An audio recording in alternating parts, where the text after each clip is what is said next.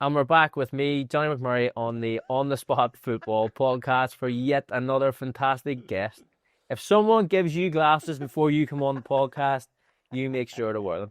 Tonight's guest is was a general manager with no idea. Very famous brother, such a famous guy to me, and he's just a really good person. It's my pleasure to introduce Mr. Gavin Clements. Gavin, I'm definitely taking these off. Come on. Yeah, get there. I love it. There, I love Iron Man. How are you? They're like a fake Tony Stark there. It's so horrible. Oh, I'm brilliant. Really good. Before we come on, I was saying these lights are a wee bit honest. They're a bit brutal. You actually look a wee bit slimmer now, I see you. Thank you. Diabetes. She get it. Here, I'll talk to the officer. See how I did. I know, I suffer from diabetes. 5 with the LA or something. Come on, there, mate. All right. Yeah, so there you go. So, yeah, and to talk about my football career. Can you talk about your football career, your work-life balance that you've had throughout your whole entire life, and a few other things? But yes, we'll start off. Well, football career. Played for primary school, and then played one match for secondary school. Okay. And then played for the BB. Is that it? Podcast over. All right, thank you. Yeah, I'll be the one randomer that you'll have that has no football background whatsoever. Well, see, the good thing about this podcast is you don't have to be involved in playing the game. Yeah. I support Man United and Glentoran, so you can tell that I'm not it's even worse. I'm not playing. But you were involved in football in a lot of different aspects, which we will come to. But when we first met each other, just to highlight this to everybody, it was in a bar. I think it was the Garrick. It was Connor Devon Stag, and you tortured me for a couple of hours telling me that you scored 2 goals your whole entire career. So talking me through your quick and painful. Hang on, but these are competitive goals. You know, this isn't just five-a-side. Okay. One was in first year at school for Carrick Grammar School. Okay. Hammered it. I was captain of the team actually. Right. I think because I was a slabber more than anything. And scored a goal, then get tanked 7-1. So, but we're 1-0 up. Another one for BB, and that's it. That's all I got. Right. And then they stuck me in nets. Talk to me about BB. What is it? The Boys Brigade? Right. Right. You don't know. Okay, right. You have to, well. Is that like where you go and like learn like different nuts and stuff? No, that's the Scouts. No, it was a churchy thing. You just play for your local Boys Brigade, and they were like a church thing and everything else. But if you were awesome, you get picked for your regional team, which was East Antrim Battalion. It's BB I'm talking about, by the way. Battalion? Yeah. BB. Just saying. Right, okay. Just saying. Right. But so I played for East Antrim Battalion. They put me in nets because my brother was a good footballer and he was about 4 years older than me and used to be, right, get you in nets. And then they used to just hammer the ball at me. So they end up being decent just by default. Trying to dive around. That's it. But that is the highlight of my entire career. I enjoy watching football. I actually don't enjoy watching football, to be honest. Okay. I enjoy watching my teams, but then, as I said at the start, I support United and Glentoran, so don't. Do you go to any Glens games? Yeah, I try. Just try to get to them when I can, but young family and wee man plays football and stuff like that, so they're the number one. They can play for anyone they want except for Linfield. Anyone want? Anyone. Just not a blue man? Yeah, don't care. Anyone. But is it that competitive though, like in the family where you'd be like, they just, like, your Glentoran transfer? Yeah, it's just, it comes from my dad, you know. We're from Whitehead, and I actually asked him why, and he said some guy that lived in the town was a captain of Glentoran, and he used to go up with him in the train to go to training and stuff like that. Right. All the kids from Whitehead used to just jump in the train for free. Yeah. And there's like this wee enclave in Whitehead of Glentoran supporters. With John Devine, he's from there. He's obviously a big Glentoran legend, you know. Telling the Coleraine for money. Well, here that happens. Aye. I mean, we odds are all here somewhere for money. Do you know what I mean? One way to put it, money here. Yeah. Well, listen. So anyway, I want to thank you for coming on because it's very interesting. It's interesting to me. Obviously, we became friends over the last couple of years with mutual friends. And we've had so many good times together. We've been out. We've been at weddings together. We've really made a strange relationship together. But one of the best things about it is the stories that I've heard from you about your time becoming a general manager in the Irish League. Probably one of the first full-time general managers, should I say. Yeah, I think the first, as far as I know. and it was a commercial director role that I went for. My background is, so when you did the intro for the show, it was like, check in to see this general manager that has no clue, no experience, no qualifications. Yeah. And then there must have been about 10 general managers going, he hasn't phoned me. I don't understand. But next week. yeah. So no, listen, I have an advertising background. I went to university at Jordanstown back in the day, did a communications degree. Left there with the Cadbury's, and then after Cadbury's went into outdoor advertising, which Chocolate? Before you go any, like the chocolate? The chocolate, yeah. Right. That's where I learned to be fat. That was not the first time, but you know. You like the Willy Wonka? Yeah, that's it. But they give you free chocolate, which is pretty cool. Did they actually? Yeah. So I came here with a pair of sunglasses. Yeah. Listen, it's flashing outside and they're chocolate. That's 30 odd years ago. So yeah. Out of date then. But anyway. Yeah, so and then I worked for I was in the outdoor advertising, then worked for Auto Trader for a while, and then worked for a company CBS, CBS TV Corporation, the eye, those guys. Again, outdoor advertising. I've just sold space kind of most of my life. Still do now with the company that I own. Well, talk to me about that. What is the company? Yeah, so my company's called Outdoor Platform. We have digital screens across Belfast and Northern Ireland, billboards. So most people know just billboard advertising. So large format advertising. And when you say like electronic, are they just a new big digital billboard? screen? So electric billboard, big TV. Yeah, that's it. Right. That's basically it. It's not rocket science. Again, it's just selling space. I wish it was something a wee bit more sexy. It is sexy. But when you're standing underneath it, and it's actually when you make the nice money, woman or something on top of it. Yeah, it's sexy making the money. That's what it's all about. But yeah, no, you're right. It's just a modern version of billboard, you know. So that's what the company does. And give me a call on. Oh no, it's all right. That's the whole thing. We're allowed to do that. I'm just hoping that there's an on-the-spot football podcast billboard up outside somewhere. Well, there's one in Ballina somewhere. Yeah, we can do that. Or like hitting back and forward, like multiple pictures of. Yeah. Yeah.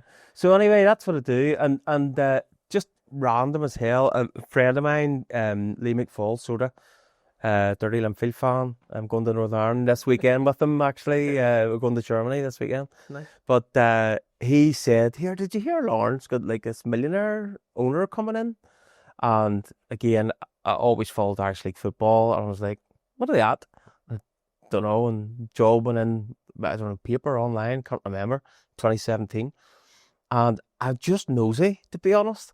And I thought, just out of nosiness, I'm going to apply for the job, because there's no better way to find out than go for the job, and then I was going to ask them what they're doing. Right, okay. So just out of pure noises, you decided, nosiness, I'm just going to go speak to this fella and see what that was it. Comes up. So I went and met Gareth Clements. So Gareth Clements, no relation. There's no nepotism involved. They're Larne Clementses. We're Whitehead. Obviously, not that far away. Well, I'm pretty good looking, and you know, Gareth's dead on. Okay. But anyway, so I went to meet Gareth, and I asked him, you know, what's happening, and is it for real? And then he had said to me, so bear in mind, this is a first interview. Okay. I met him in East Belfast, him being a Glen man now. Same as me. Like you being a Glentoran fan, like he was that help? He was there for a long time, wasn't he? To be honest, I said, is there a problem that I support Glentoran? And he said no, because so do I. Yeah. And I think at the time he did. Probably converted now at this stage. Well, I don't know. Maybe. That's, you know, probably when you play for a team, you give it 100%, don't you? You do. And it's the shirt, and you give it everything. Mm-hmm. But then your team's your team, you know.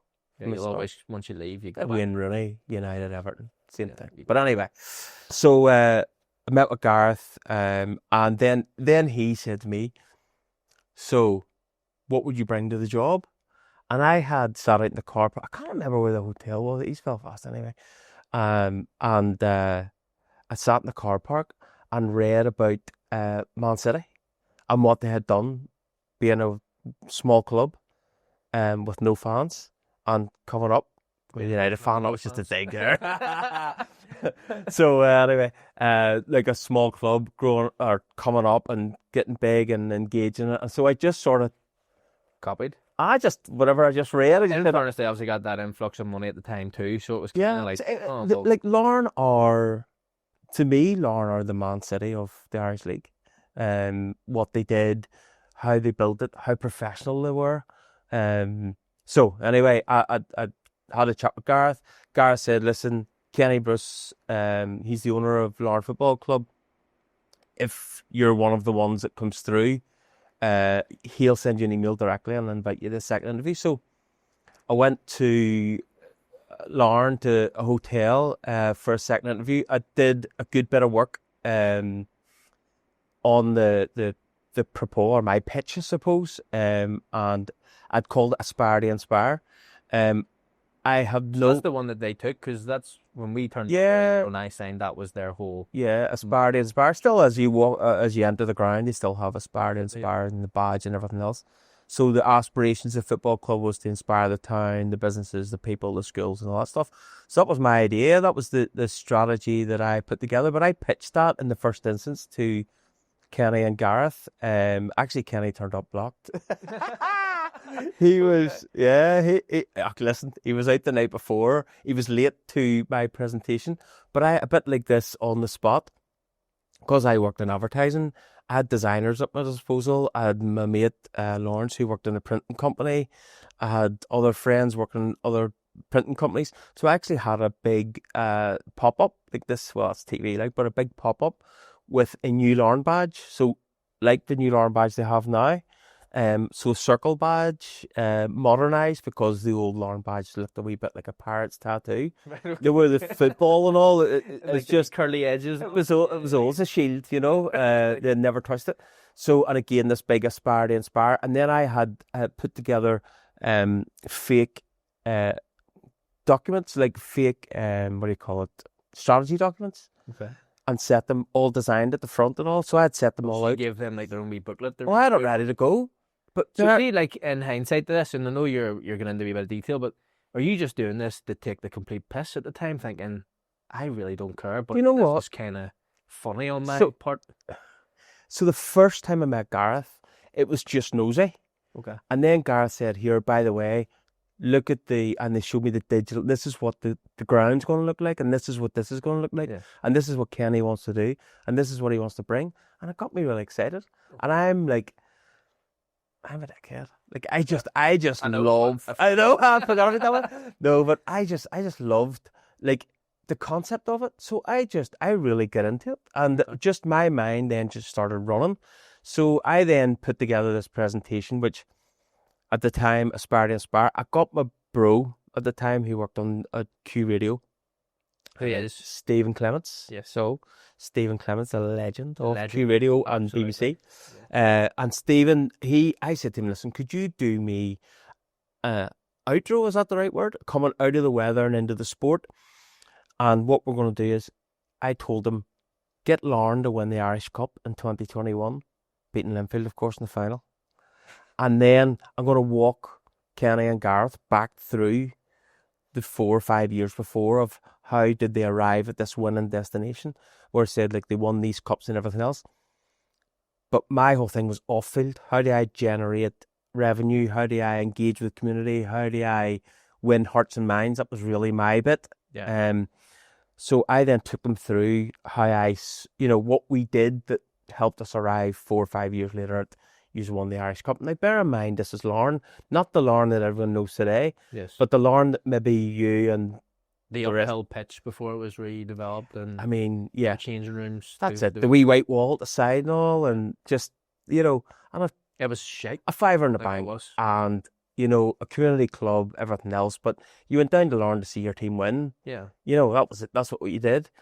So keep that in mind for whenever I say to Kenny that I took them through, here's the document that I wanted to do, here's everything that we wanted to do in the next 5 years, and at the very end I said, and here's all the ideas that I have, and I showed them the last slide for about 2 seconds and then I hit off.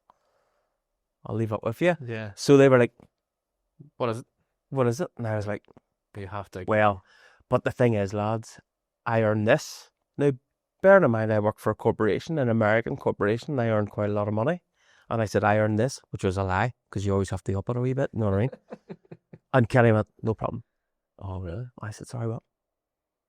No problem. Your eyes like cartoon dollars. Oh, yeah, cartoon dollar size. Started rolling. And I was like, oh my God, this is a Carlsberg job. This is Yeah. the greatest job in football, because talk about zero to hero. You're coming from nothing. Yeah. I mean, nothing, and you know, like the old Larne days.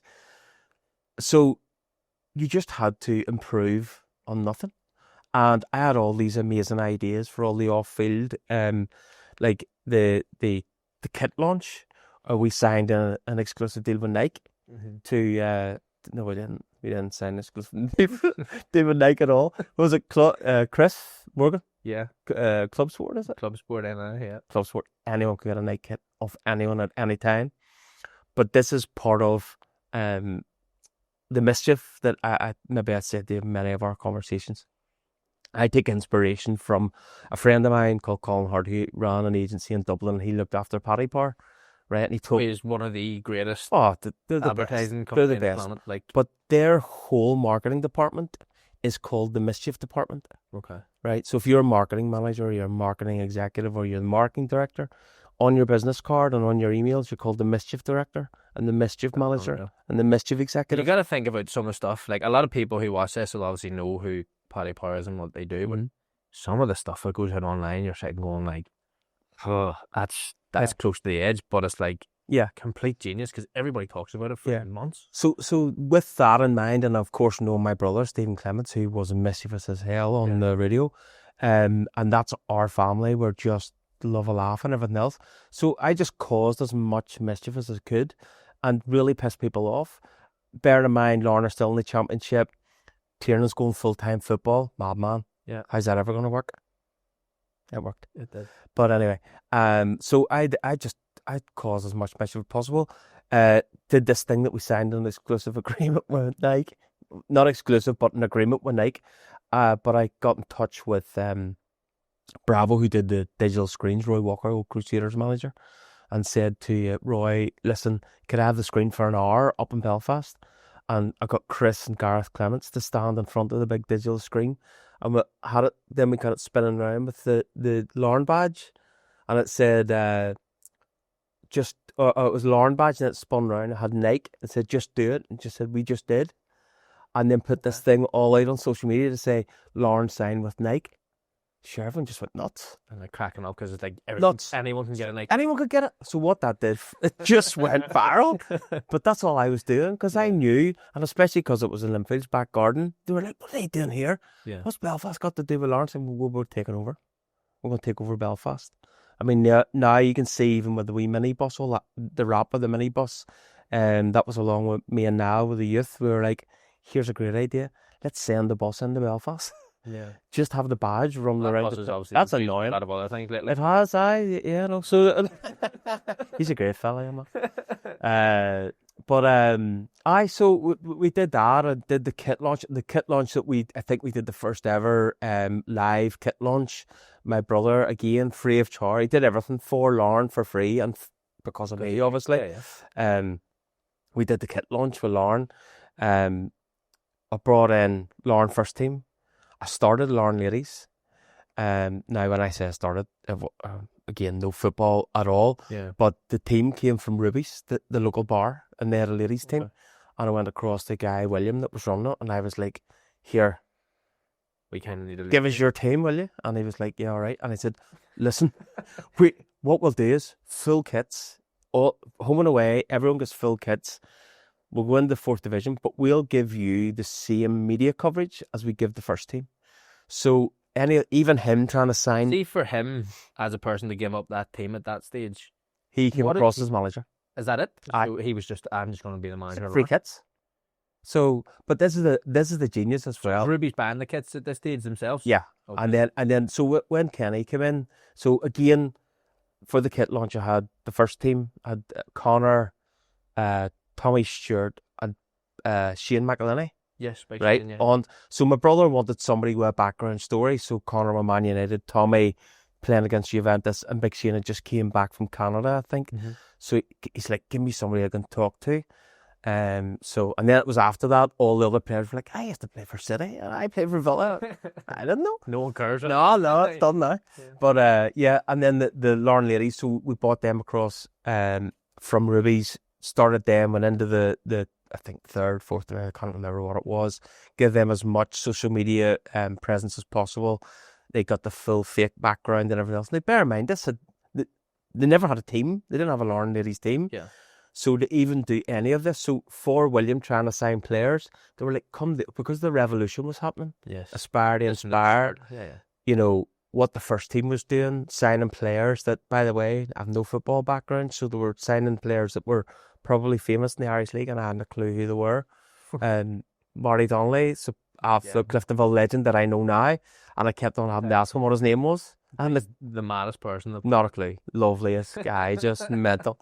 And that's another thing, probably, and I'm sorry for jumping about. No, you're probably well. The friends I made is just unbelievable. Football's a different place, isn't it? It's mad. Like, if you consider your workplaces that you've been in throughout your entire career, and then you go into this job that you've no idea about it, as you've just mentioned, it's a whole different kettle of fish in terms of the people you meet. It's a brotherhood. It's different. There's something within, obviously, that team aspect, and like, you guys are crossing the white line and like going into battle for each other, but we're on the other side of the white line, like, and of course, because of Larne at the time, it meant like the plan was to get promoted, and so the wins were massive, and in the championship, like, I don't think I've ever enjoyed football so much than watching championship football. Yeah, it was amazing. Yeah. And the pitch they played on before they had the 3G in, these mud pits, you know, they were amazing, absolutely amazing.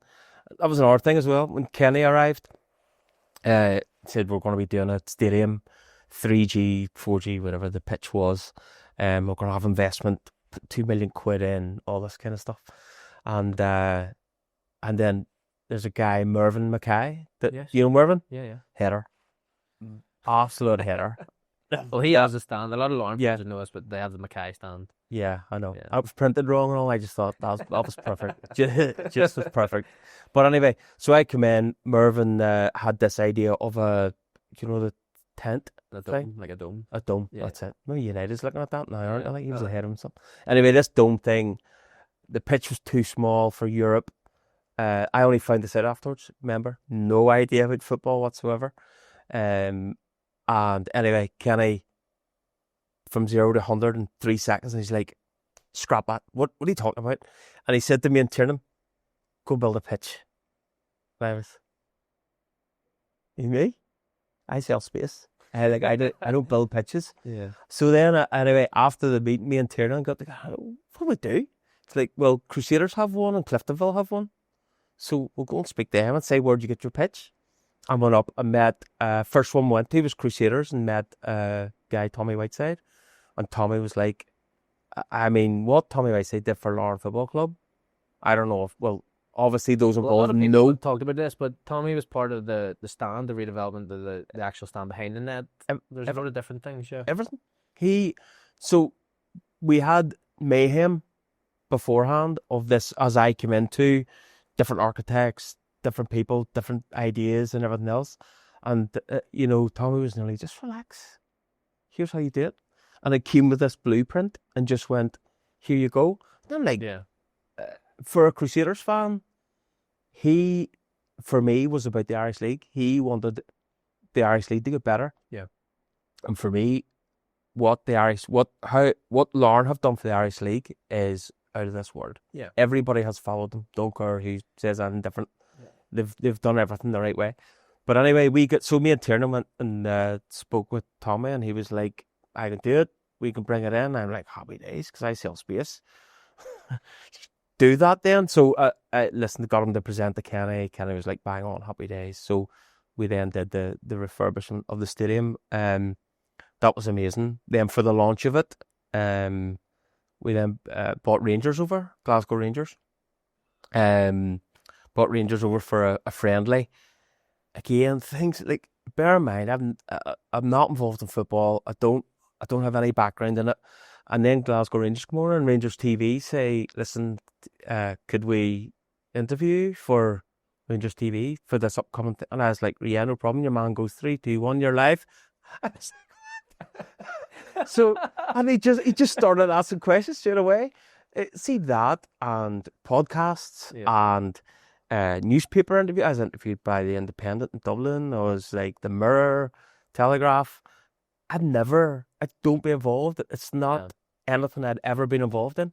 And then all of a sudden you're just getting thrown in because of this amazing thing that's happening. And do you know what? Kenny was the inspiration, obviously, behind it all. He was the money behind it all. He was the drive behind it all. But actually, Tiernan Lynch was either the genius or the madman.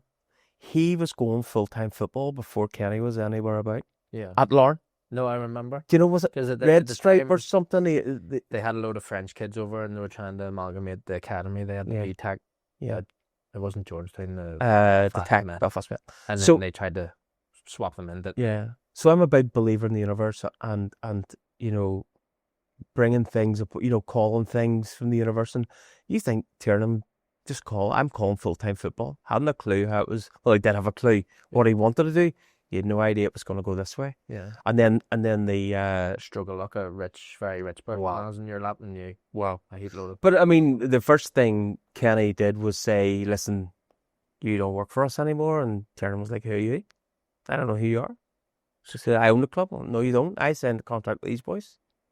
And I think Kenny loved that. Yeah. It was like, and then they all got this just before my time. I just missed, but they all got first class tickets to fly to New York. Yes. And so the drinking brigade all went, of course. And then Archie and oh, you mean the board man? Archie and I really meant just like Tim McCann or whatever. No.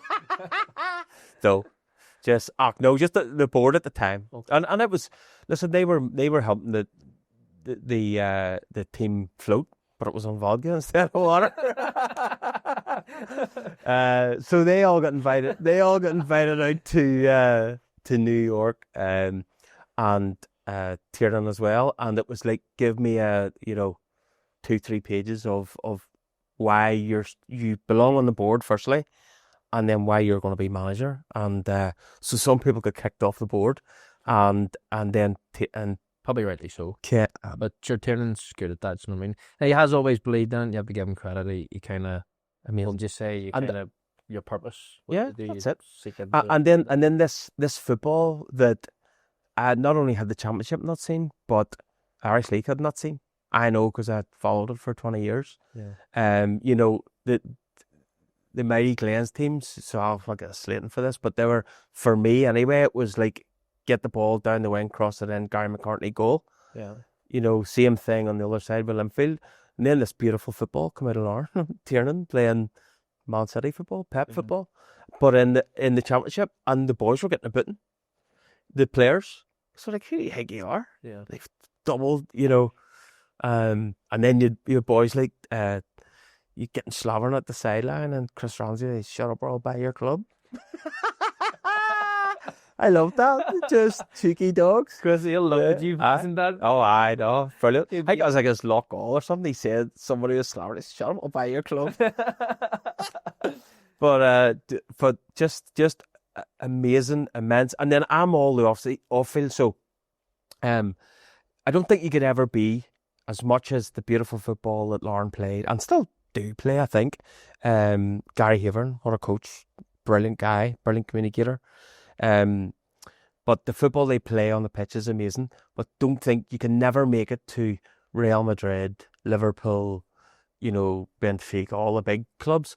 But what I was trying to do was, you can't be the best on the pitch, but what's to stop you being the best off the pitch? Yeah. We've all got email, we've all got a brain, we've all got an eye, we've all got ideas. So why can we not be better than Manchester United, Real Madrid? Why not? And then so come up with, not that they're saying we're better than them, but it was like a free for all. It was like Kenny was just like, go, do it. Tell me how much it is, but do it. So the things like we come up with, bring them home. For this was all part of a big strategy of targeting the Larne diaspora, trying to bring in. There's a lot of people got out of Larne. Do you know what I mean? Right. So they all moved across the world just to not live in Larne. Only Bring him joking. home. I'm only joking. But anyway, so what we tried to do was a Facebook campaign, which was to say to people, listen, we'll bring a family member of yours home from anywhere in the world for Christmas. So we did this Bring Them Home campaign, and just worked out the most expensive flight was like £1,000. If somebody picks up in Australia, that's the stinger. If the winner is from Australia, that's the ticket. I said to Kenny, it's not going to cost more than £1,000. He's like, brilliant, do it. I can't remember where the guy, maybe Canada or something, the guy won from. But anyway, we did this Bring Them Home campaign. Part of that was though that guy Chris that does the marketing, I think he's Still there. genius. Yeah. He's actually the general manager now, I think. Oh, is he? Taking over Shea, yeah. Brilliant. Chris Little. Yeah. What a guy. Fantastic fella, yeah. I'll talk about him as well. What a fella he is. But anyway, so I then said to Chris, right, do the Bring Him Home campaign, and we do it on all the different social medias. By the way, I don't have social media. I didn't have it before, Lauren. Then I had it, and now I don't have it again. Mad. I had that. He came in, Chris, so I'll jump about. Chris came back, or came into me. He was in his 3rd year at university and said, can I work for you guys for free? I said, yes. What do you do? And he says, marketing. I went, that's all right. Yeah. Dead on. And then he said, so I then said to him, right, we'll do a presentation to me and tell me what would you bring? And he started doing presentations on, I don't know, maybe TikTok or what do you call the yellow one? Snapchat? Yes. Instagram? I said, kid, I have not a clue what you're talking about. You're in? Sweet. I had not a clue. Yeah. So Chris was amazing. We then did these campaigns like Bring Them Home across all the social media platforms.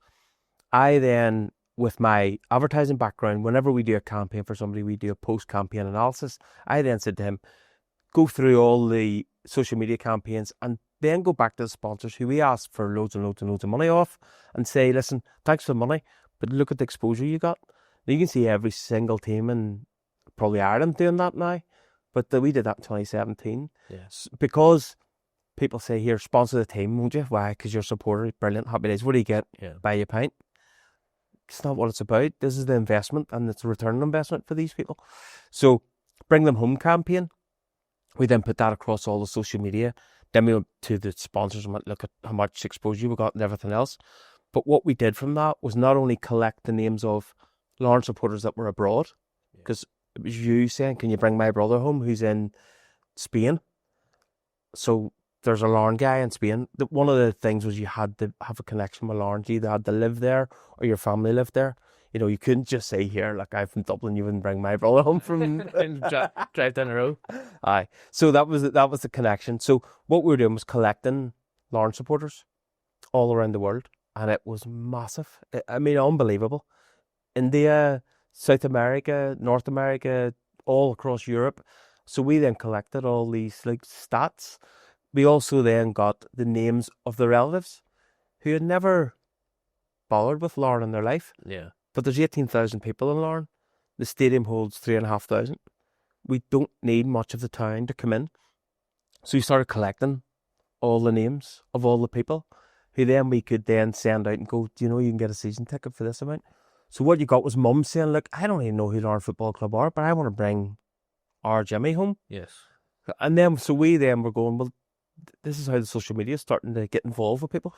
So it was immense. And one of the many things that we did online, the work with the schools as well, was fantastic. Again, with Chris, did a load of amazing work.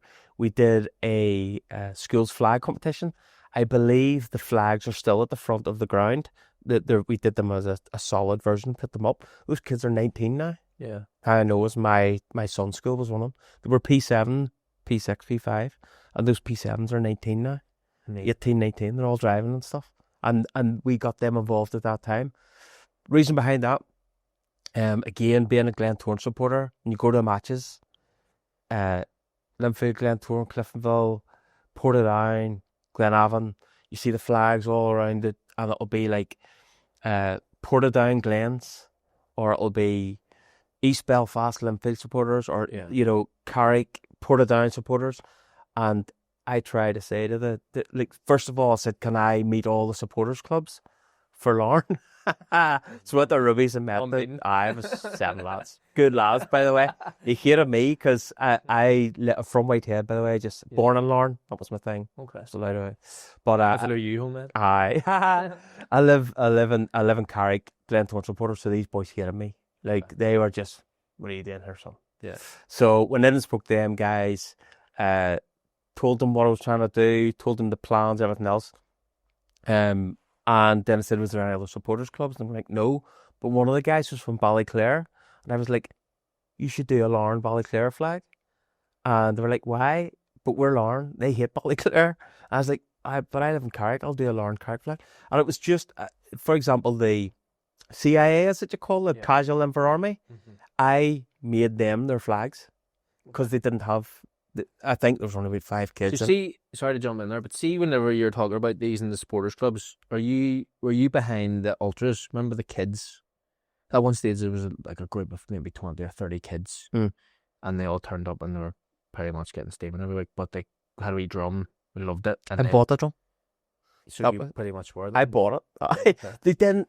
Again, all I'm doing is. But that created a massive atmosphere. It's just kids turning up. That's it. And the flags. So I did them 2 flags. One that was a black and white flag, and one that was a red and white flag. And it said, so I didn't know what they were. Casual Inver Army, CIA. So I got this big CIA. My friend did me 2 flags, and then I bought a bass drum, like from one of the loyalist shops in the town. And I said to Kenny, "Could I buy this drum, mate?" Pardon the pun, but he hammered me for it for a laugh for ages. Yeah. He was like, "See you enough drum," but here it worked. That's all I was trying to do. Part of the pitch as well, which they've done now, I think, behind the net, they put a hazard line in the stadium. Like if you pass this line, there's going to be bad language. And it was all about, for the families and everything else, stay in this section, enjoy the match and everything else. Hallion Battalion, get you in there and make as much noise as you can. Okay. And they did it. Yeah. I mean, they did it while I was there, but what I've seen ever since was unbelievable. But no, it was everything, but it was all part of that momentum. Everything about it. The momentum on the pitch, off the pitch. The on the pitch momentum, it didn't work. It did work, but Tiernan kept on winning. And part of my plan was we had to stay in the championship as from a marketing point of view, because don't fire us up in there too quick, because I get told they're not going to make it. Okay. And they kept winning and kept winning and kept winning. I mean, it was done by January, I think. Here. But every time, no, they didn't get promoted my first year. Oh, right, okay. Yeah. So it was the next season then they got promoted. So I come in, there were 9 points off the bottom of the championship. So they were never making it. So my plan was written for them not to go into the Premier League, and then Tiernan kept winning. And every time we go off the pitch after winning, I'd go, stick to the plan. I'm trying to get up there. So, so the momentum on the pitch was there. Again, some amazing matches in the championship. And then they got, in the Irish Cup, I think, beat in the semis or quarter-final by Coleraine. That was amazing. That was that night. First time they had Larne, we had to deal with a large crowd. Okay. Never had that. Didn't have that. When I arrived, there was all this here. They had 50 fans whenever they arrived. I think maybe 40 and 10 stewards. But what do you need 10 stewards for? They also just get it. No, it was free. I think they get free and free drink. Yeah. But drink as well. What a job. Oh yeah, amazing. So, but again, and those guys I can still see them now. That nucleus of fans that whenever you're watching it on TV and the camera pans by, I go, I know him and him and him. Mm-hmm. Brilliant, brilliant bunch of people. Really awesome. So see, whenever you talk about the second year, so say the year you're actually going for it, then you end up winning the championship landslide. Is that Glens or Larne? So youth? Larne. Yes, youth. Obviously Larne at the time.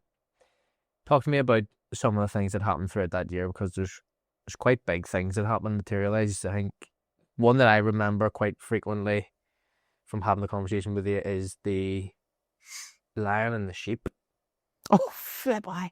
Jesus, I don't know. Mention that. Sheep. Amazing. That won awards, actually. That was amazing. So just to give context. Oh, yeah. The Irish Cup. Larne have just their steamrolling championship. Mhm. Could get into Flying. quarterfinal or quarterfinal. I think this was the quarterfinal. Quarterfinal Yeah. Irish Cup against Ballymena. Ballymena, yes. So, listen. So I again, no idea about football. So if you get a home game, you get all the gate receipts. It's all your money, everything else. So I'm there as commercial director. My job's to generate revenue, make us sustainable long term. So generate money. We then get told we've drawn Ballymena. I don't know whether we couldn't play at Inver or, restrictions and stuff like that, or they just got called the Ballymena. So anyway, I was like, right, no problem. We'll do a bit of campaign and everything else. And then I don't know who it was said to me, or somebody said to me, by the way, Irish Cup, you split the gate. And I was like, what do you mean? He says, well, half the revenue goes to Ballymena, half goes to Larne. I was like, so the more people I can send up to Ballymena, the more money we get? Yes. I was like, well, happy days. So then I was like, what can I do? What? So I was coming up just with, I think these are the best ideas. Anyway, just coming up with ideas of how I can market and everything else. And I did a piss take one, which was the lion versus the sheep, right? And lions was in red and the sheep were in blue. And I took one billboard in the town beside Lusty's, the office, you'll know it well. Yeah. So anyway, I took one of them, and then the Asda took one of those, right? A 6-sheet rolling advert. Got it free of charge. Thank you, Clear Channel. McGarl. So got it free of charge. Did this campaign, and it was lion versus sheep, Larne versus Ballymena, and I didn't mention that Ballymena were sheep at all. Yeah. Again, unbelievable. Did an online campaign, and it was like Larne versus Ballymena, and the Ballymena fans went nuts and said, "Yous aren't lions. There's not a chance yous are lions." And I was like, I never said we were lions. I just put a lion and a sheep on the ad. So it just went ballistic. It was absolutely amazing. Again, it started going everywhere. People started then, because the image was kicking about and it was the same size as a mobile phone, and people were getting a photograph taken with the lions versus sheep. It was on Sky Sports. It was South America. All these ones that were like Bring Them Home, they were all getting involved.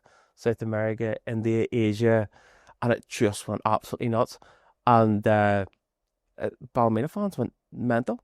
Like, we're just raging for it. And I believe Big Davey was a manager at the time. Yeah.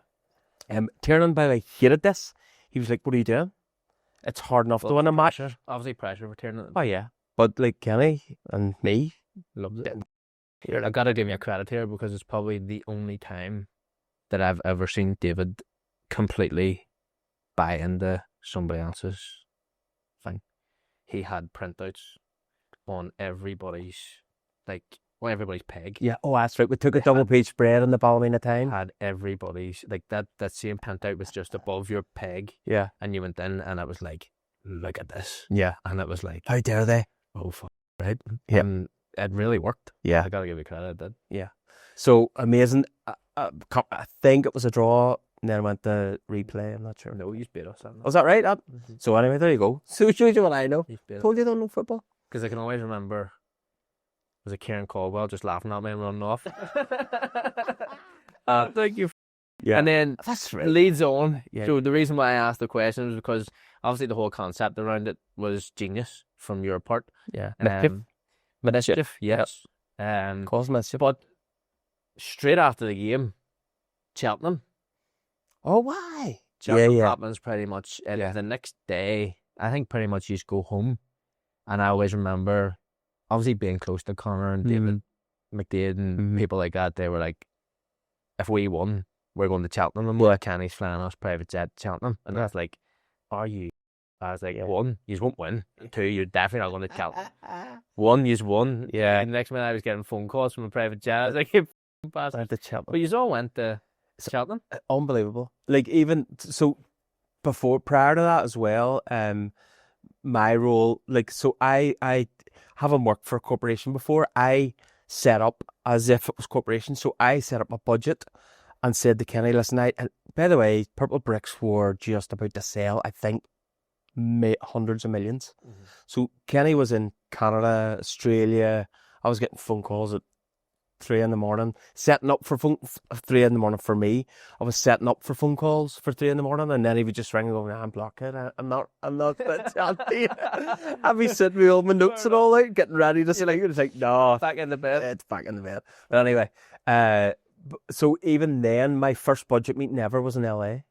I got flown over business class to LA to have a budget meeting for Larne Football Club. How many days were you in LA? I think 4 or 5. It was actually just outside LA. LA's, anyway, some money that Tiger Woods had a place in the same area as Kenny was staying. So Unbelievable. But at this stage, Kenny's probably they sold Purple Bricks for like 300 or 400 million. So like it's stupid. But but I mean, any business class flight to LA is not that expensive. So that flight out again, because Purple Bricks were setting up in LA, and Kenny was there at the heart of it. And again, that's probably something that, and we'll definitely get back to Cheltenham, but it's probably something that I didn't see enough of Kenny. And I think he even said to me when I left that he, sorry I wasn't around, but you're shifting a company for hundreds of millions. So what? Boo-hoo. Well, one of the questions that it kind of arises, and I've never really had the opportunity to ask someone because most people aren't really at that level. But we know Kenny is this generous person who's fantastic. We all love him and he's always been great for us. But we get the good side of Kenny. So anytime you want something or you're going out together or he's back for a match and you're saying hello and it's all hugs and kisses and that's great. But what's the other side of it like? Because I'm sure he's completely demanding when it comes to business, and he is a multi-million pound entrepreneur, so he doesn't hug and kiss everyone. He is demanding. He gets what he wants. He is, I would say, hard to work for, but awesome to work for. You're seeing the kindness, the things that he did for me and my family, like just for the boys, like he was amazing. When we were in LA, he just went around the sports shop and just lifted LA Galaxy tops, American football tops, and was like, here you go, that's for the boys. Christmas presents for them. His kindness has no levels. There's most of the people in Larne, like most of the charities and the companies, and if you ask for it, Ken is like, no problem, I'll be there. But toughness wise, he was ruthless. I believe I was sacked 7 times and Tiernan was sacked 11 while I was there. He had left the board. He left Larne about 10 times, and the board had been sacked about 17. So just 0 to 100 in 2 seconds. But and again, I used to we had conference calls with Kenny on with the old board, and I called him their golden goose. And I used to like lose the bab because there would be, listen, I'll say again, I had no experience. I had no idea. Comet system, we'll definitely get back to Cheltenham by the way, but the Comet system and all, I hadn't a clue. I had people tripping me up from the board, getting in my way, stabbing me in the back, doing the wrong things, not helping Larne. Don't know to what end they thought because they were never going to be there long term. But then I said, I'm getting tripped up here and everything else. They made a conference call and they just took their heads off. And then I was like, yo, your golden goose has just flown. What he's going to do, And then he, give him a couple of hours, calm down. He's like, loving you, back to normal. So back to normal. But I mean, that Comet system, not a clue. Here, let me tell you about going signing professional. So first full professional team in Irish League. I don't know about Ireland. Maybe all of Ireland. Most people would have been semi-pro at that. But in the championship, first fully professional team, and he says, "Right, young man." You're like, "Oh, there." All right. Anyway, it was like I was like Kenny or Jimmy Savile there. I didn't know where I was coming from. I was like, "What's going on?" No, he's like, you have to fit. He says, "Right, kid. Everyone needs to sign professional." So I was like, "Right, just do what you're told." I don't know. So they all had you'll know the professional forms that everyone signs and the wages and everything else. Not a clue. So they were training up at Georgetown University at the time, and I said to Tiernan, listen, just send each player in as you go along, and I had like, this is how much you earn, write out the contract, sign it, everything else, right? So everybody comes in, signs a contract. Everybody, right? Mm-hmm. So my good friend Killen Gilmore comes in, right? Okay. Right, my good buddy. He's now my good friend, and I says, "Listen, Killen, sign that there." And he's like, "Right, no problem, signs that." And I think he was on 50 quid. 50 quid. Say, maybe 75. Crazy money, right? Right.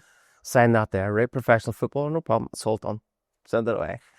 I think 2 or 3 weeks later, maybe 1 week, I don't know. A letter arrives from Cliftonville and goes, 2.5 grand, please. I was like, what's this for?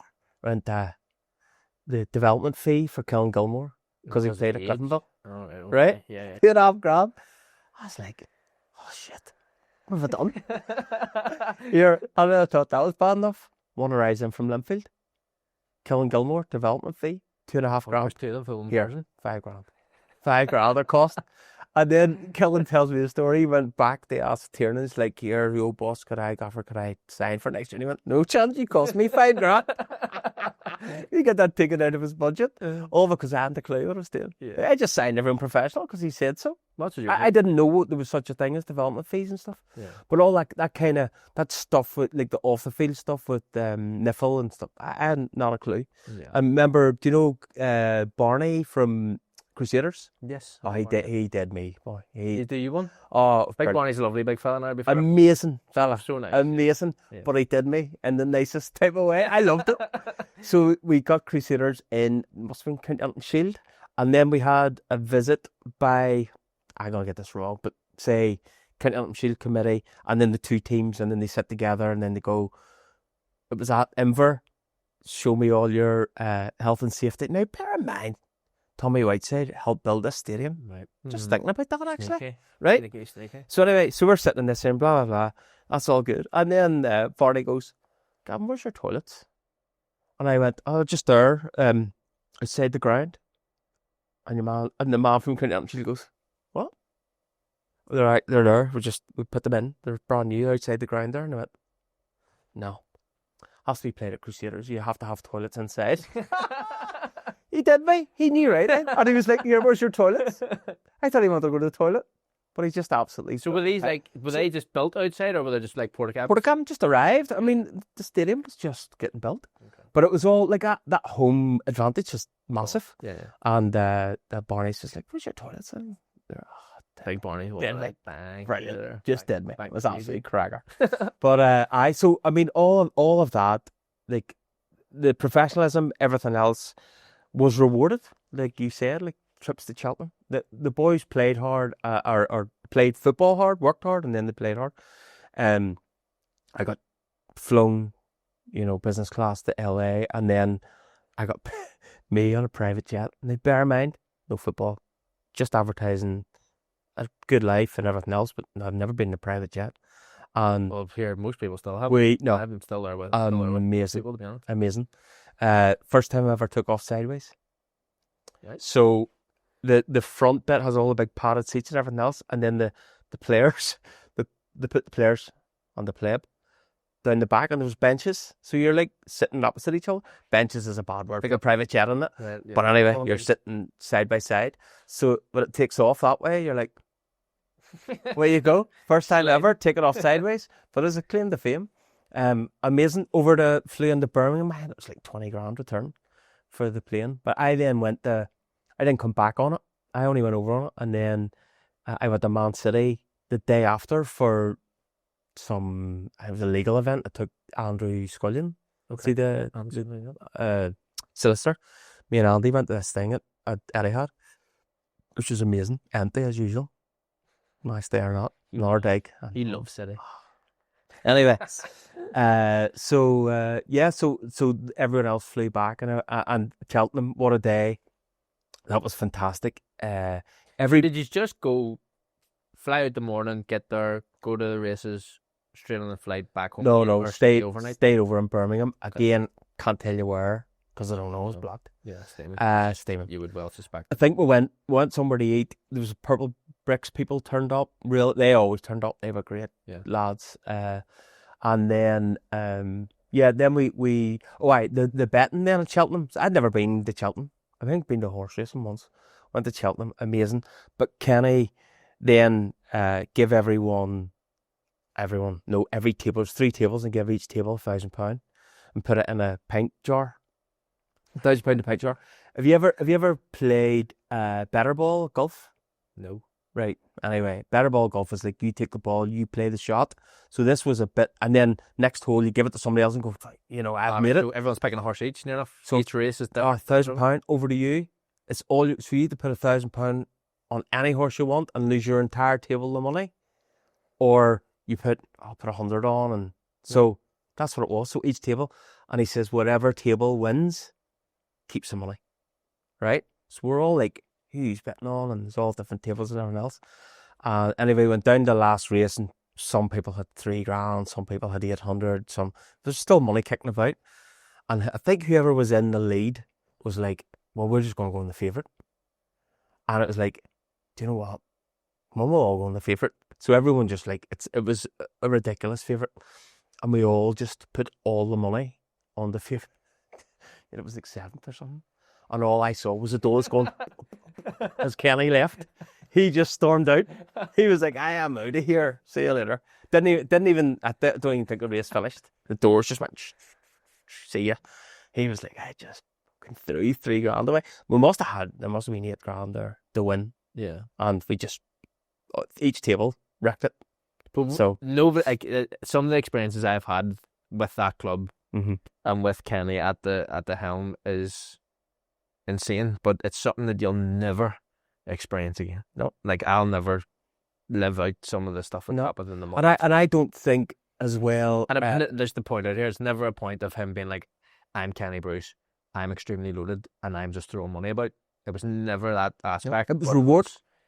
Yes, it was always reward. It was never like he was just chucking money here and there, where most people have got that about him, but it was definitely far from just reward.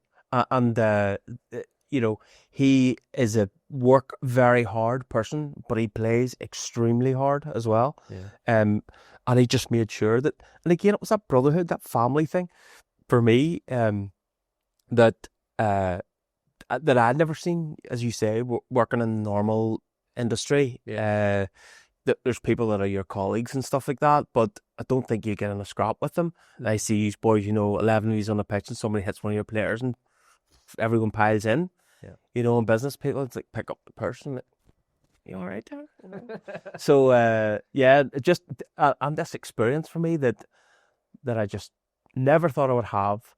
I absolutely loved it. I also hated it at times. The stress and the pressure was unbelievable. Like you said in that intro thing, the general manager. I wasn't a general manager. I was commercial director. I was brought on to write a long-term strategy for the club and generate commercial income.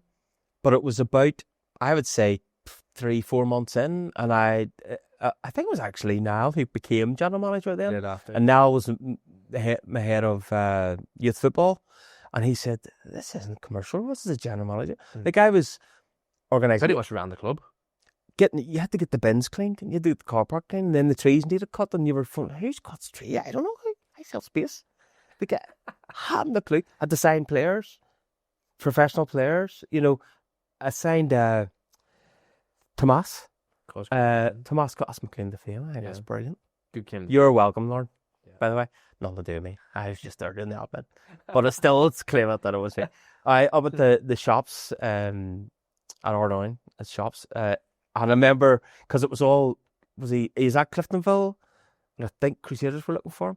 And I remember I will meet in these shops, and we sat at a table in front of the big massive window, right? And I was like, "What's happening? Are you not meant to be undercover here or something?" I was like, "Nah, don't worry about it." So anyway, signing players, all of that stuff was just mental. And then Rangers, and then Sky Sports come over as well.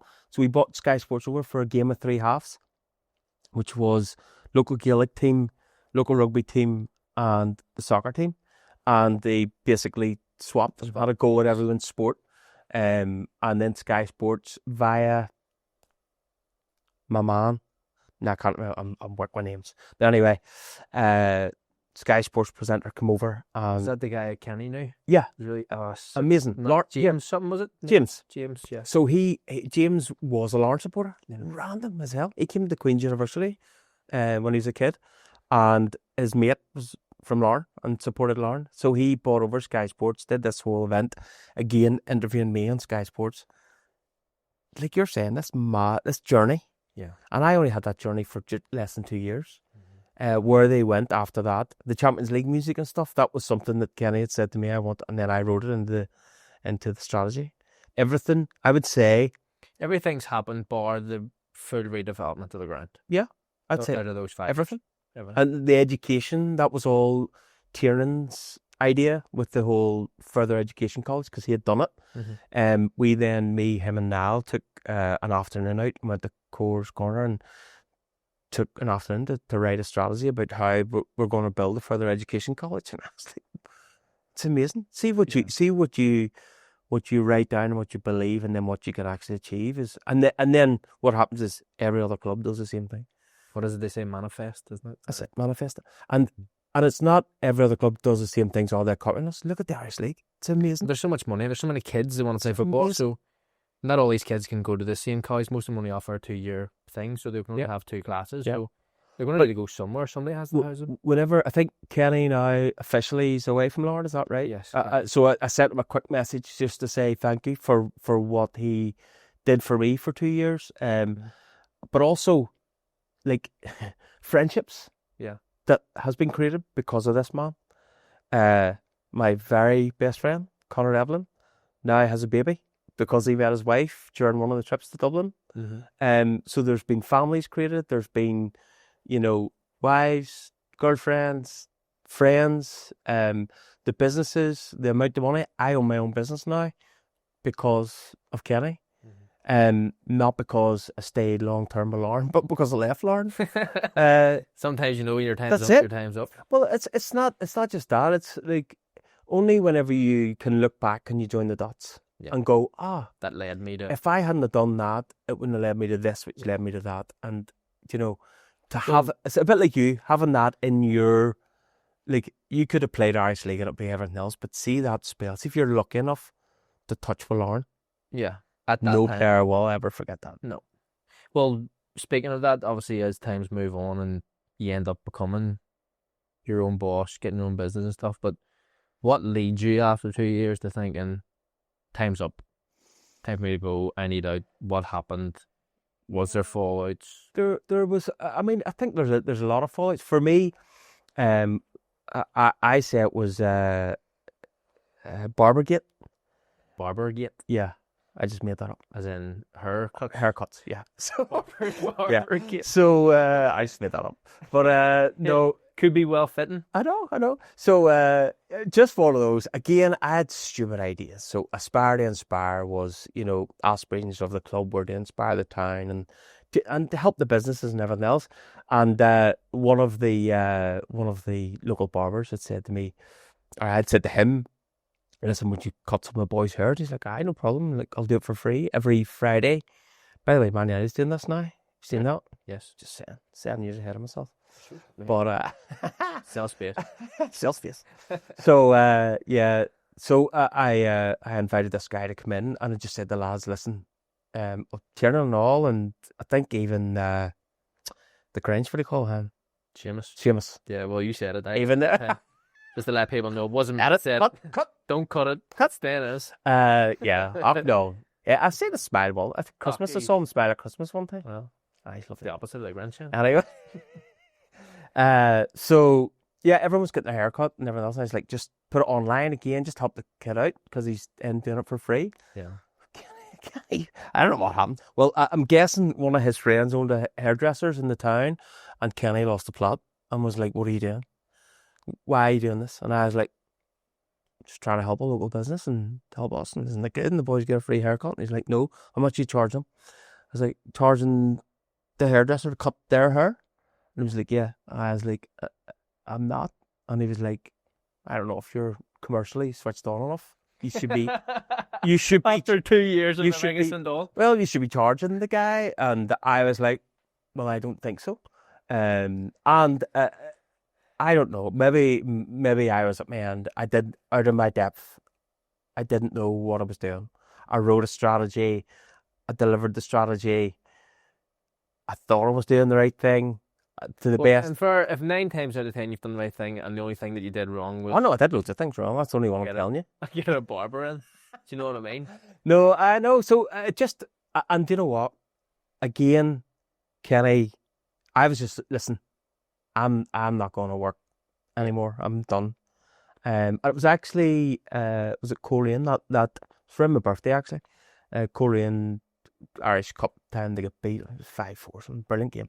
But anyway, and Kenny was lovely. He just again stood beside me and he said, "See all that in the pitch? That's Tiernan." He said, "See all these people that are here? That's you. You did that. Mm-hmm. You bought these people here. You bought the advertising. You bought that. You did that."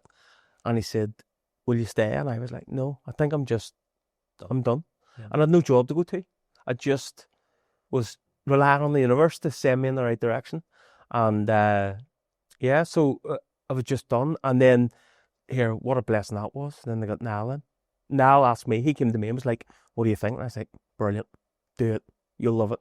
Niall is a working machine. He is just... I've never seen a guy on his phone more in my life. Speaking that. Have you ever seen the... He walked around like this the most of the meme? time when he seen you. Put here. Like, you're not even on the phone. He's listening to the radio. Here, put the elastic band around his head. Here, absolute machine. Guys, remember that big advert that had a big phone? Dumb Jolly. Yeah, just a machine. But he's exact. The thing was, as a youth development director, he was exact same general manager. He brought the exact same drive and enthusiasm, led him to be chief executive. In fairness, I gotta give Niall credit. I never had a deal with Niall, and anything I did need, he sorted for me. So, and I still work with him quite closely now. Really? He's a lovely fella. Yep. And does a lot for me in the business with the boys, and Brilliant. he's great. These people on side. So you're on side for now, Niall, if you about doing that. Yeah, no, it was absolutely brilliant. And then, yeah, so I mean, I've been watching. They were so kind as well. When they won the league, I got messages from players, from Kelly, from board members, like, 3 years later, and they were like, "Listen, we don't forget what you did at the very start. Whenever we were going around businesses and pleading with them to, will you sponsor us?" They were like, "No, go away. Why would you?" And then you had to sell the dream. And I had full faith that after speaking to Kenny, that's why when I wrote the strategy, I wrote it knowing that it would happen. Actually, my friend Darren Barr, Crusader supporter, owes me 20 quid. Right. I met him about a month into the job and I says, "Larne will win the league in the next 4 or 5 years." And he's like, "No chance." I said, "Bet you 20 quid, did he?" And I know, I should have went for £2 grand. It's a tight get it in, get 20. But I say, you're probably not going to get it. No. No, I've asked him many times and he's like, "No way." Well, no, they're down to see you. Yeah, I know, tight. But no, amazing. Just all in all, it was amazing experience. I'm so glad I was there. I'm so glad I left. I still look at it fondly. I still hate it when they beat the Glens. But they'll always be my second team. They'll always be looking out for them. So there you go. Here, it ended nicely, by all sounds. Yeah, brilliant. What I want to go on to next is completely separate, because obviously we got to know each other. The football aspect of things has been fantastic for both of us, and it's actually brought me and you together. Mm-hmm. But I knew you as the famous brother, but it turned out that you actually had a famous brother. Most people would think that about me too. My brother's not that famous at all. Right, okay. It's just me. But I always thought whenever I met you, I was like, "You're the famous brother." Yeah. But you had a very famous brother. Yep. He was a radio presenter. Fantastic. Done a lot of work for you. Helped you out quite enormously, but obviously went through a very tough time with him. A lot of people will obviously know this from listening to it, but talk to me about you. Yeah, so Stephen Clements, my hero, 4 years older than me, really annoying guy. He was a model. He was a male model. He was Do you know what he did have that you didn't have?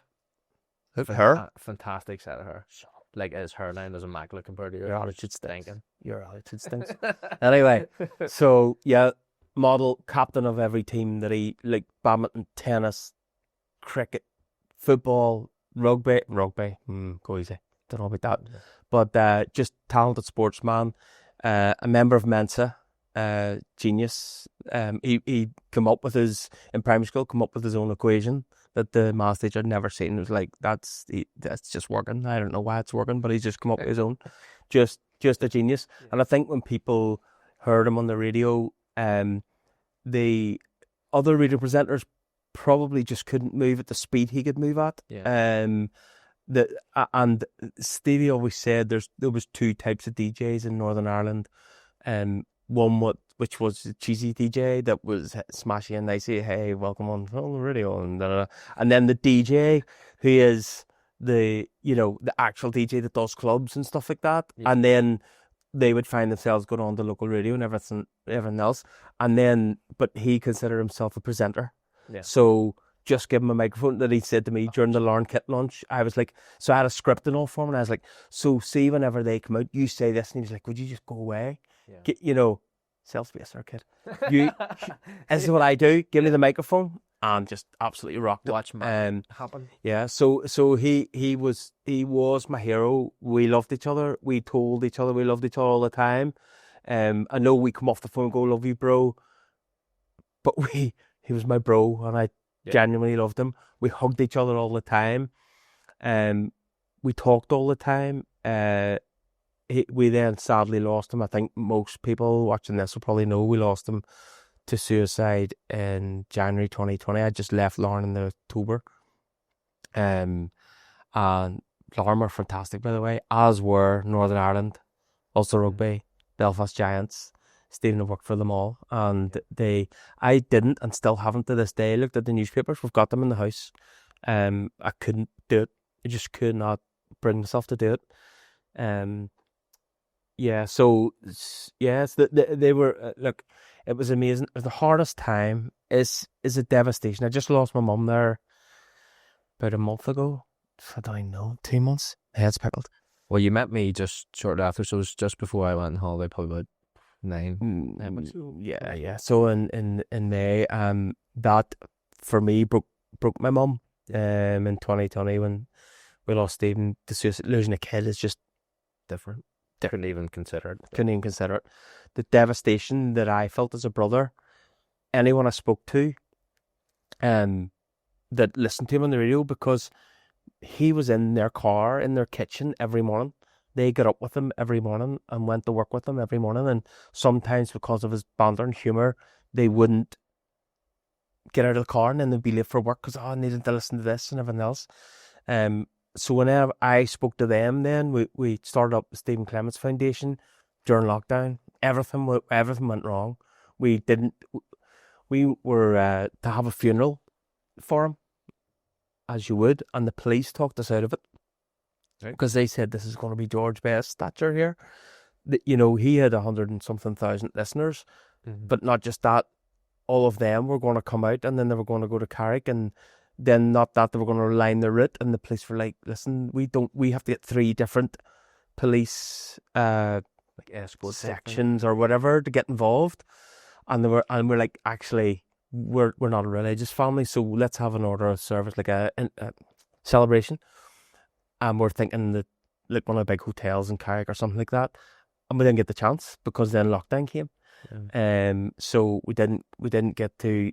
It wasn't that. It wasn't. We didn't. The public didn't get the chance to mourn him. Yeah. Just devastation. I have dealt with it through therapy. Okay. A lot of drugs. No. I mean, like the real. I mean, normal drug prescription. Yeah. No. So anyway, So. Therapy, a lot of talking. All of my family all had to go through therapy, all had the counselling, whatever you want to call it. Amazing. The best thing I could ever recommend for anyone to do about anything. And you see the Americans, I'm going to therapy, man, and you're like, do you get like the actual wee chair? Do you know that type of chair you see in the films where it's like flat and then it goes up and then like curls? No, I've had no. Do you know? I would love that. I would love that. Where they like lie. No, this is even nicer than the chair I got. Because our studio was 10 out of 10. Oh, that's amazing. But no, I've been to different therapists and stuff, and you don't even get that. It's wacky. Like the Soprano one. Yeah, like Sopranos. They lie down and they're like talking. Yeah. Okay. Not for me anyway, I'm sure. Okay. Highly recommend it for somebody else to do it. But therapy, amazing. Highly recommended. It's the exact same information that's inside your head, and all you do is get it out. Yeah. And then, you know, after 2 sessions, I'm like, what am I even doing this for? And then after 4 sessions, you're like, not that the birds are singing and the sky's blue, but just there's this release or something. I mean, just I would find myself, I'd turn to alcohol. Me, my friends, his best friend Lawrence, we drank too much. I kept on drinking too much, and it wasn't the way to do it. But what you're trying to do is silence the pain. But actually, the best way to do it was to talk. And then I did a lot of reading as well. You know, positive help and you know, positive help books and everything else that I would read. And then Stephen actually left behind, so we didn't get much of his. I got 2 jackets, but because he left them in the house, and In your house, you mean? Or your yeah, no, my house, and then 3 books. That's all we got. Everything else we never got hold of or anything like that. But one of the books he wrote in it, it was, what's it called? Jen Sincero, You're a Badass. She's American, but it's basically that give yourself confidence. And Stephen had wrote loads of stuff on it, so I've kept it. It's like way as if he sent me messages, and stuff like all about positivity, surrounding yourself with the right people, you know, take a risk when it's time to take a risk. Boldness has genius, power, and magic in it, and that's what gave me the inspiration, part of it, to go out on my own, scary as anything. But it's amazing the amount of support and help you get through, like, Stephen's friends, and now all these people that I met, I never wanted to meet. Yeah.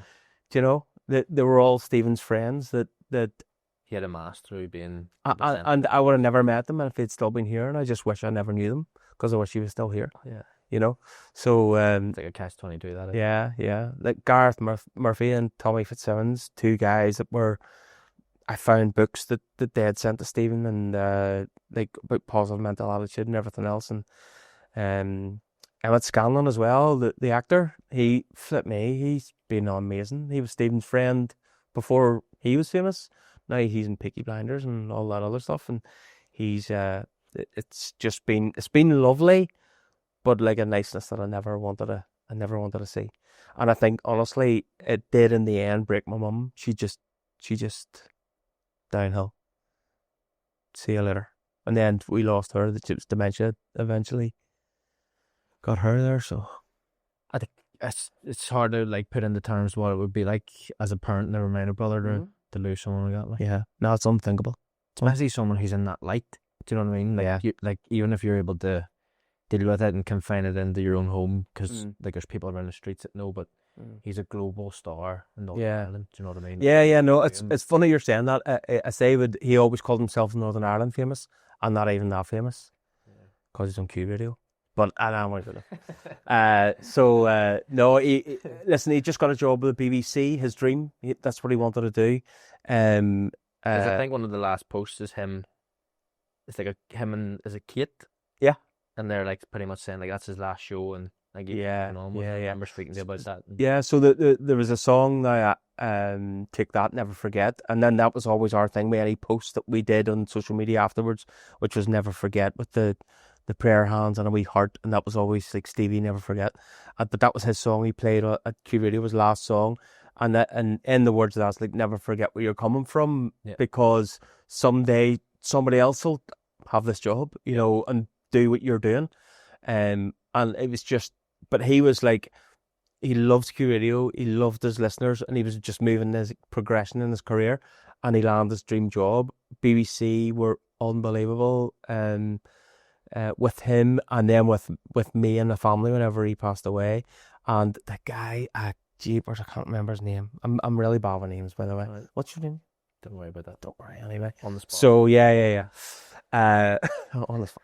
So so one of the guys from BBC said, listen, plan A was we were going to build Radio Ulster around Stephen. He was the plan. Yeah. And I don't have another plan. I'm stuck. I don't know what to do. I don't know how to fill that void, and I'm not going to. Yeah. And then they eventually got Connor Phillips to come in, Okay. which was amazing because Connor was actually Stephen's friend. Him and Stephen and Connor was told by Cool FM years ago, "You've no joy, you've no future in radio." Right. Aye, and both of them became massive stars. Yeah. You know, so I don't know, as you say, like it was very individual, very selfish, my feelings and how I dealt with it, but I had to do my thing, and then, you know, everyone within my family had to do theirs. But I say, like, honestly, without my family, without my wife and my boys, my cousin Wendy and Simon and Lawrence, my best mate, listen, I don't even want to think about it. It was just brutal.